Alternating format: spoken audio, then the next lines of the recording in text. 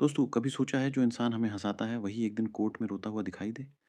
5 फरवरी 2026 को ऐसा ही नज़ारा देखने को मिला जब बॉलीवुड के फेमस कॉमेडियन राजपाल यादव ने तिहाड़ जेल में सरेंडर किया। सरेंडर से पहले वो इमोशनल हो गए और बोले, "सर, क्या करूँ? मेरे पास पैसे नहीं हैं। हम सब यहाँ अकेले हैं।"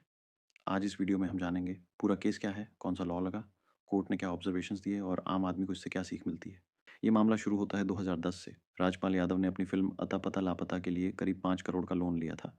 लोन रीपेमेंट के लिए उन्होंने चेक दिए, लेकिन बाद में वही चेक बाउंस हो गए।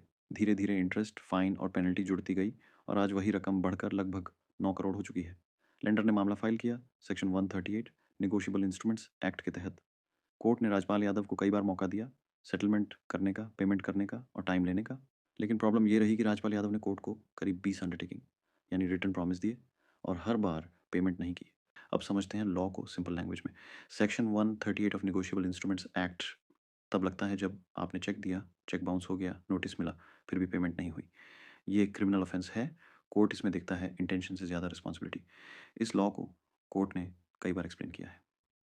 जैसे केस है Dalmia cement versus Galaxy Traders 2001, जहां सुप्रीम कोर्ट ने कहा सेक्शन 138 का पर्पस बिजनेस वर्ल्ड में ट्रस्ट और क्रेडिबिलिटी बनाए रखना है।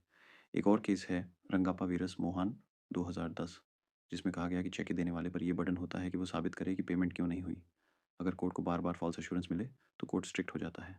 इस केस में जज थी जस्टिस स्वर्णकांता शर्मा। कोर्ट ने राजपाल यादव के कंडक्ट पर स्ट्रॉन्ग वर्ड्स इस्तेमाल किए। डिप्लोरेबल कंडक्ट मतलब बिहेवियर बहुत खराब रहा।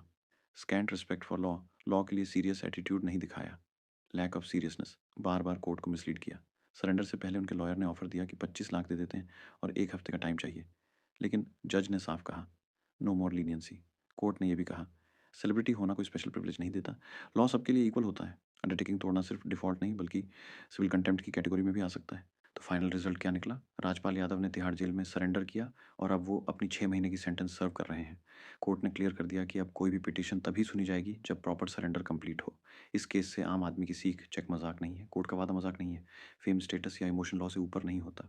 सेक्शन 138 एक स्ट्रिक्ट लाइबिलिटी ऑफेंस है। अगर चेक बाउंस हुआ और आपने कमिटमेंट पूरी नहीं की तो जेल आखिरी रास्ता बन जाता है। अब आपकी राय क्या है? क्या कोर्ट को और मौका देना चाहिए था या डिसीजन बिल्कुल सही है? कमेंट्स में बताइए और ऐसे लीगल अवेयरनेस वीडियोस के लिए जुड़े रहिए।